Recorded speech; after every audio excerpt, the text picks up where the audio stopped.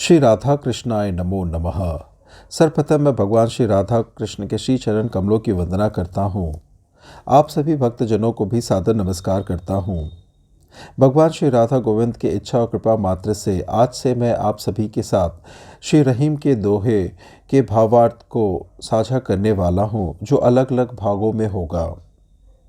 श्री रहीम जी के बारे में क्या कहना, जिनका नाम अब्दुल रहीम खान खाना था और उनका जन्म 17 दिसंबर 1556 ईस्वी को सम्राट अकबर के प्रसिद्ध अभिभावक श्री बैरम खां के यहाँ लाहौर में हुआ था। भक्तिकालीन हिंदी साहित्य में रहीम जी का महत्वपूर्ण स्थान है। उन्होंने अरबी, फारसी, संस्कृत, हिंदी आदि का गहन अध्ययन किया। वे राज दरबार में अनेक पदों पर कार्य करते हुए भी साहित्य सेवा में लगे रहे।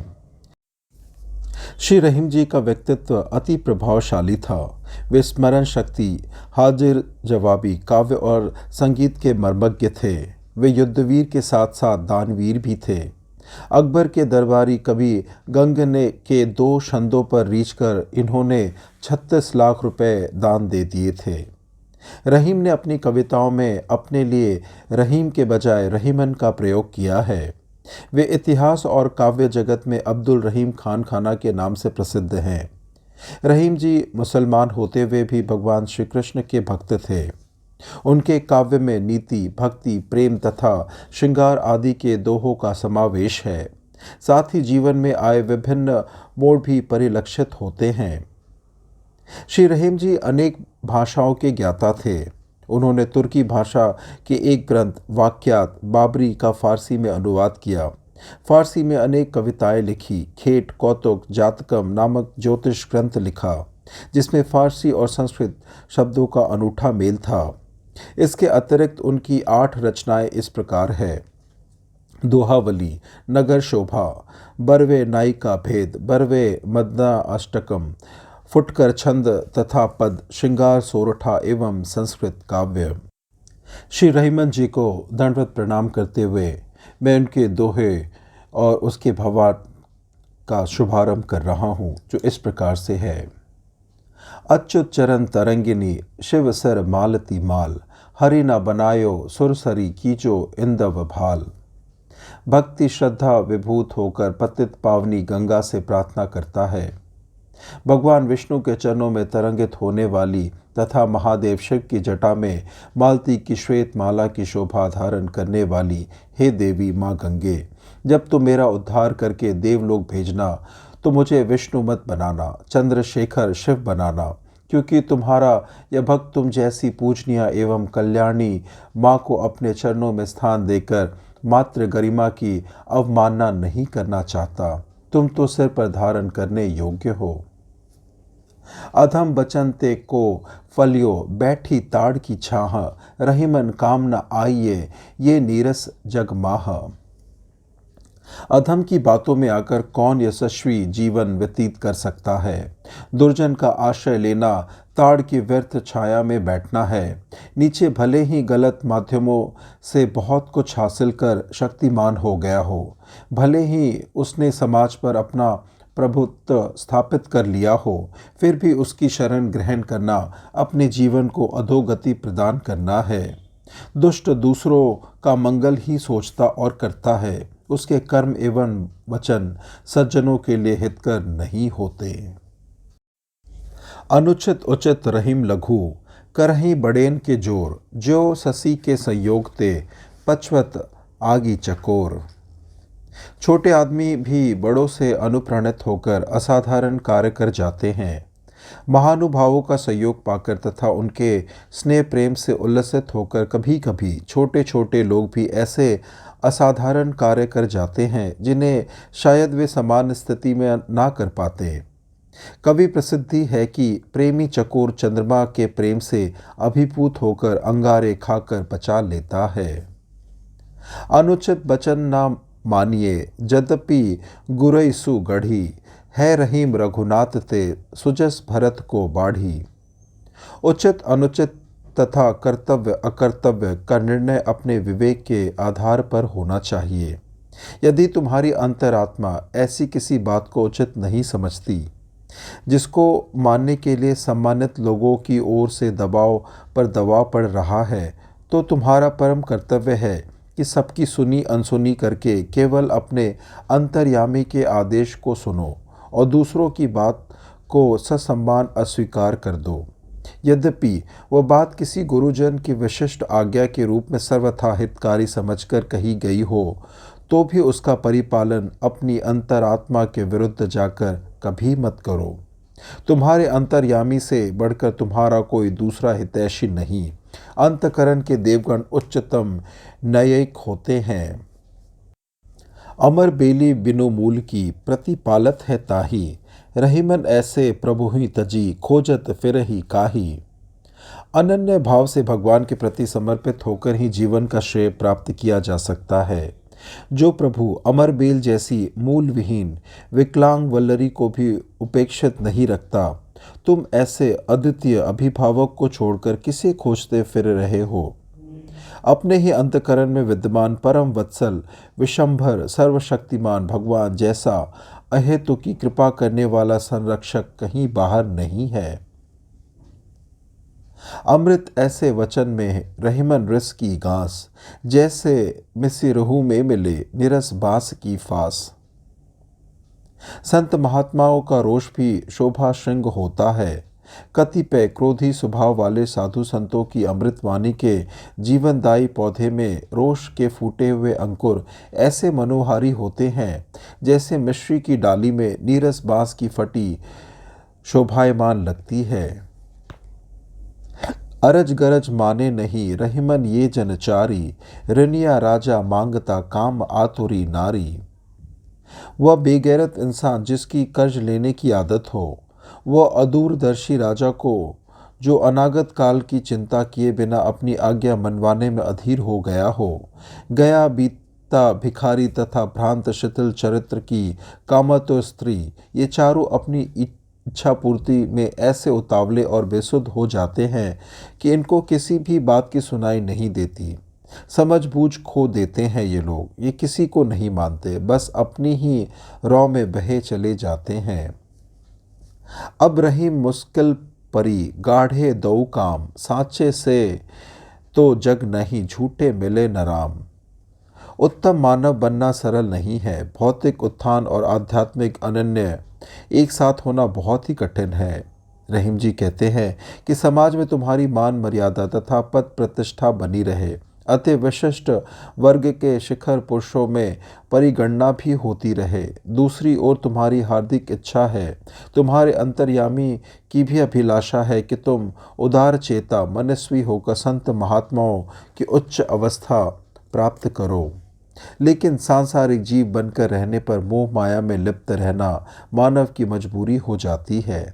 ऐसा मानव यदि ईश्वर को प्राप्त करना चाहे तो उसके लिए संभव नहीं हो पाता। ईश्वर भक्ति और सांसारिक लिप्सा ये दोनों काम एक साथ नहीं हो सकते।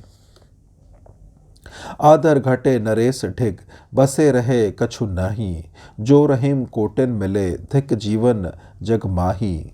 मान सम्मान विहीन जीवन भी कोई जीवन है।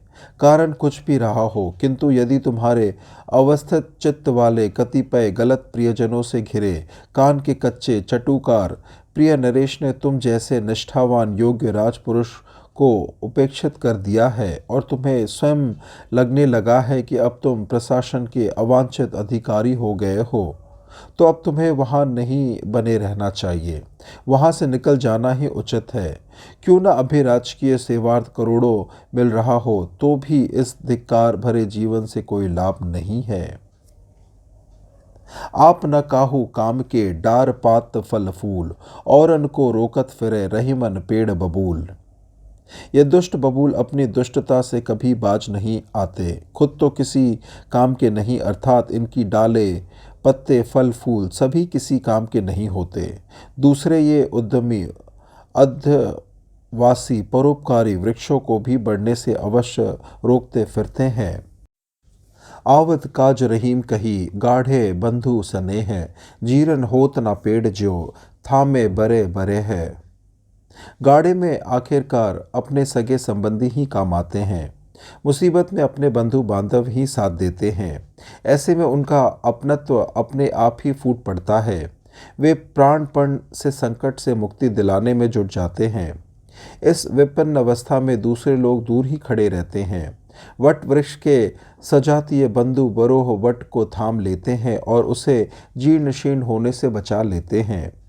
वो और भी तेजस्वी एवं महिमावान बन जाता है। अपने सजातियों के बीच खड़ा भीष्म पितामह जैसा गौरवान्वित लगता है। उगत जाहि किरण सो अथवत ताहि कांति, त्यो रहीम सुख दुख सबे बढ़त एक ही भांति। विश्व मांगल्य अभियान पर निकला प्रतापी सूर्य जिस प्रकार का अभावबिंब लेकर उदयाचल पर उदय होता है, उसी प्रकार के प्रभाव मंडल के साथ अस्ताचल में अस्त भी होता है। प्रकाश, पुरुष, सुख दुख, प्रसाद, अवसाद तथा उत्कर्ष अपकर्ष की अनिर्वाय स्थितियां में प्रसन्न एवं धीर वीर होते हैं और उच्च भाव भूमि पर स्थिर रहते हैं। एके साथे सब सधै, सब साथे सब जाय, रही मन मूलहि सींचबो फूले फले अघाय। एक समय में तन्मय होकर एक ही कार्य करना चाहिए। एक समय में एक कार्य को सिद्ध कर लेने से दूसरे सभी कार्य उत्तम प्रकार से सिद्ध होते चले जाते हैं। इसके विपरीत सभी कार्य एक साथ करने से उनमें से एक भी कार्य अच्छी तरह पूरा नहीं हो पाता। सभी कर्म आधे अधूरे से रह जाते हैं। यदि किसी वृक्ष को फल फूल से समृद्ध देखना हो तो वृक्ष के मूल को ही सींचा जाना चाहिए। असमय परे रहीम काही, मांगी जात तजी लाज, जो लक्ष्मण मांगन गए परासर के नाज। आपातकाल के लिए आपद धर्म होता है। संकट गहराया हुआ हो, क्षुधा प्राणों से खेल रही हो। ऐसे में यदि किसी स्वाभिमानी व्यक्ति को जीवन रक्षार्थ अन्न की याचना करनी पड़े तो उसे निसंकोच याचक बन जाना चाहिए। ऐसी घड़ी प्राण रक्षा की होती है, स्वाभिमान रक्षा की नहीं। सामान्य स्थिति के आचरण असामान्य स्थिति में नहीं चलते। रहीम कहते हैं कि विशेष परिस्थितियों में की गई याचना से व्यक्ति याचक नहीं बन जाता। वनवास काल में राजकुमार लक्ष्मण, देवी सीता तथा भगवान राम दुख भोग रहे थे। लक्ष्मण भूख मिटाने के लिए मुनि पराशर के आश्रम में भिक्षाएं मांगने गए थे। इससे वे भिक्षुक तो नहीं हो गए। अंजन दियो तो किरकिरी, सुरमा दियो न जाए, जिन अखियन सो हरि लख्यो, रहीमन बलि बलि जाए। मानस में शक्ति भाव उमड़ते ही ऐहिक अनुरागों से विराग हो जाता है। आनंद में झूमता रहीम अपनी उन आँखों पर बार बार निछावर हो रहा है जिन आँखों से उसने अपने आराध्य के दर्शन किए। आराध्य का सर्वस्व उसके नयन निलय में बस गया। नेत्रों को अपना परमार्थ मिल गया। धन्य हो गई आंखें। जब लोचन श्रृंगार लोचन धाम में ही निवास कर रहा हो तो फिर इन नयनों के शोभा प्रसाधन किस काम के। अंड न बौड़ रहीम कही, देखे सची कक्कन पान, हस्ती ढक्का कुल्हड़िन सहेत तरुवर आन। शुद्ध व्यक्ति अपने आंशिक वैभव पर ही मदांध हो उठता है। घमंडी रेंड, आखिर तूने अपनी असलियत दिखा दी। तेरे दो चार अच्छे चिकने पत्ते क्या हो गए, तू बौरा ही हो गया। ऐसा नशा, ऐसी ऐंठ, इसी बात पर तू तन गया। दंभी एरंड मत भूल कि तू एक जंगली पौधा है जिसे वनस्पतिक जगत में कोई नहीं पूछता। तुझको तो वामन वृक्ष कहने में भी संकोच होता है। तेरी गणना द्रुमदलों में कदापि नहीं हो सकती। उन महामना पद्मों को देख जो अपनी अपनी ऋतु में श्यामल पत्तावलियों से शविमान हो जाते हैं। फूलों से सारा परिवेश ही गमका देते हैं और अमृतोपम फलों से समृद्ध हो विनयान्वित हो जाते हैं। अंतर्दाव लगी रहे, धुंधा ना प्रगटे सोए, कह जिए जाने आपनो जासर बीती होए। विरह के मधुर रस का आस्वादन विरले ही पाते हैं। वियोगी के हृदय कांतार में निरंतर दावाग्नि धधकती रहती है। ये आग बड़ी विलक्षण होती है। इसका धुआं प्रकट नहीं होता। घुटन की अनोखी वेदना भीतर ही भीतर चलती रहती है। लोग इस अनल की विदग्धता से अनभिज्ञ ही रह जाते हैं। इस वैश्वानर की दहकता का आनंद अनिर्वचनीय है। इसका अनुभव या तो वह करता है जो इसके दाग को अंदर ही अंदर झेल रहा हो, या फिर वह जिस पर कभी बीती हो। उरग तुरग नारी निपति नीच जाति हथियार, रहीमन इन्हें संभारिए पलटत लगे न बार। अब सामान्य स्थिति में पहुंचकर कुछ लोग घातक हो जाते हैं। सांसद में पड़ा नाग, बहुत अधिक सताया गया अश्व, निम्रतापूर्वक लांछित प्रतीत नारी, भीतर ही भीतर क्रोधाग्नि में जल रहा नृपति, नीचता दिखाने पर का अवसर पाया हुआ नीच श्रेणी का व्यक्ति तथा सक्रिय मारक शस्त्र, इन सब से बचिए। अत्यंत सावधान रहिए, क्योंकि यह नृशंस हो गए हैं। अभी इसी समय आपके प्राण हर सकते हैं। ओछे काम बड़ो करे तो न बड़ाई होए, जो रहीम हनुमंत को गिरधर कहे न कोय। कार्य के आधार पर व्यक्ति का मूल्यांकन होना चाहिए, न कि व्यक्ति के आधार पर कार्य का। अगर छोटा आदमी कोई बड़ा काम कर जाता है तो उसका नाम वैसा नहीं होता जैसा उस बड़े आदमी का होता है जो यही काम करता है। ऐसा क्यों? समाज का झुकाव बड़ों की ओर होता है, लोक दृष्टि कभी निष्पक्ष नहीं होती। करत निपुय गुण बिना रहीमन निपुण हजूर, मनहु टेरत विटप चढ़ी मोही समान को कूर। यदि गुणहीन व्यक्ति गुणज्ञों के समक्ष निपुणता दिखाने का प्रयास करता है तो उसका प्रयास विफल हो जाता है। उसकी गुणहीनता प्रत्यक्ष हो जाती है। वह अपनी मूर्खता पर लज्जित होता है और अपनी करनी पर पछताता है। मानो वह किसी ऊंचे पेड़ पर चढ़कर सबके सामने यह उद्घोष करता हो कि मेरे समान है कोई पाखंडी। योग्यता स्वयं प्रभा स्वयं सिद्धा होती है। उसे रार मचाकर प्रकाशित करके अथवा टेल पेल कर सिद्ध करने की अपेक्षा नहीं। कमला थिर ना रहीम कही, यह जानत सब कोय, पुरुष पुरातन की बधू क्यों ना चंचला होए। सब कोई जानते हैं कि कमला लक्ष्मी चंचल है, एक स्थान पर स्थायी रूप से नहीं रहती। उसका स्वभाव चंचल क्यों ना हो। कहाँ विष्णु जैसे वृद्ध पुरुष और कहाँ कमला जैसी नवोड़ा वधू। ऐसे वेमल विवाह नववधुओं को के इधर उधर आने जाने का रास्ता खोल ही देते हैं। अर्थात ऐसे में लक्ष्मी की का चंचल होना स्वाभाविक ही है। लेकिन कुछ विवेकहीन उन्हें अपनी स्थायी संपत्ति मान बैठते हैं। वे ऐसा कार्य करते हैं कि उनका पतन और समाज का अहित होता है। कमला थिर ना रहीम कही, लखत अधम जे कोय, प्रभु की सो अपनी कहे क्यों ना फजीहत होए। कमला चंचल मना है, वह कहीं स्थिर होकर रहने वाली नहीं। वह भगवान विष्णु की समर्पिता परिणीता है। प्रभु द्वारा प्रेरित होकर ही वह अतिथि के रूप में कहीं किसी के यहाँ पदार्पण करती है और स्वामी के इशारे पर वहाँ से चली भी जाती है।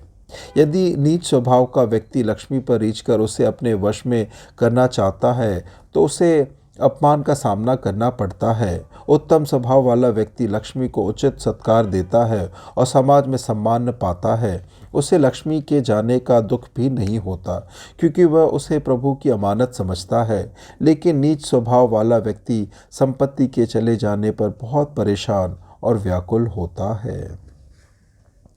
इस प्रकार से श्री रहीम के दोहे के भावार्थ की संपन्नता होती है। श्रवण करने के लिए और अपना बहुमूल्य समय देने के लिए आपको धन्यवाद। श्री राधा कृष्णाय नमो नमः।